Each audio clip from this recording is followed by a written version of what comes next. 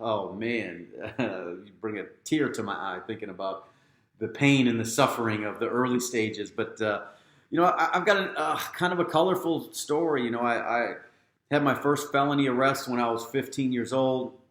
I spent time locked up in a juvenile detention facility. When I was released from that facility, the crack epidemic, well, it wasn't called crack back then. It was freebasing cocaine, which basically taking powder cocaine, cooking it and turning it into rock cocaine, which eventually became crack. Anyhow, I found myself on the wrong side of that whole deal, and by 17, I had a heart attack from smoking cocaine. Ended up in a rehabilitation facility, which turned out to be the best thing that ever happened to me. In this drug rehabilitation facility, there was a guy by the name of Dave. Dave showed me a whole nother world, a world that I didn't even know existed. I really thought that people like me just were destined for failure. That I couldn't become and wouldn't become what maybe other people said. Everyone said, "Oh, you can be anything you want." Well, I didn't feel that way. And in my neighborhood, there weren't a lot of great examples.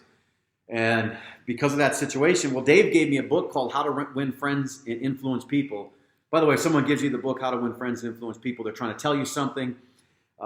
He was basically telling me I was a jerk, and if I didn't make some changes, my life would not change.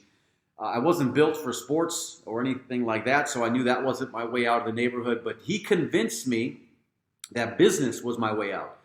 And by giving me that book, it planted a seed. Now, things didn't happen right away. I remember later on, I heard Les Brown say, "Jump and the net will appear." Well, I jumped, and that damn net didn't show up. I bounced off the pavement like 15 times before that net ever showed up.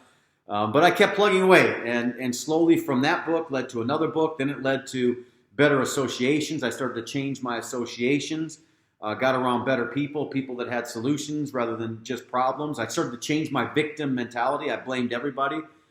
I blamed the police. I blamed, the teachers. I blamed my dad. I blamed anybody I could for all the challenges. But, in the end, it was me. I made an appointment to be exactly where I was, and it was exactly where I was supposed to be. But that was the bad news. The good news was I could change that appointment, and I started to do that. It didn't happen right away. It took a while, man. It took me almost 7 years to crack $100,000 in a single year as a full-time entrepreneur. That wasn't... people weren't running around and say, "Oh, John Malott's going to help you get rich." I'm rolling through the neighborhood in my Pontiac 2000 two-tone, one-tone rust, one-tone dirt. Nobody thought that I would be success. And I struggled with my own mindset. I didn't think I was going to be a success. But, I was just stupid enough not to quit. So I kept going. I kept reading the books. I kept attending the seminars. I kept working on getting in better associations. And over a period of time, on that seventh year, I made $116,000. The very next year, it went to $224,000. It just continued to go until I was making millions of dollars in a year. So it did change, but it didn't change overnight. It was a process, and there were so many times I wanted to throw in the towel. So many times I was frustrated, ridiculed, laughed at, and I can go on and on. But that was the beginning of my entrepreneurial process. Nobody would hire me, because of my background. Because of my lack of education, being a high school dropout, all these different things, nobody would hire me. So entrepreneurship, became really the only choice for me. It was either bum or entrepreneur. And I already did bum very well. I was tired of that title. It was time for a new change. And that's what set me on the entrepreneurial journey. I've owned real estate investment companies, publishing companies, mixed martial arts, cage fighting companies. My big home runs were hit in the network marketing profession because there it didn't matter the color of your skin. It didn't matter your background, your education.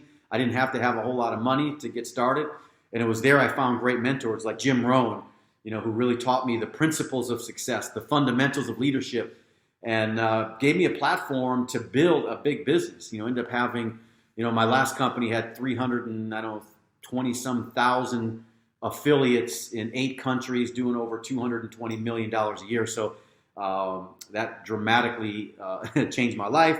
But it was those mentors. It was the ease of entry, the ease of access, and access to so much information that made the big difference.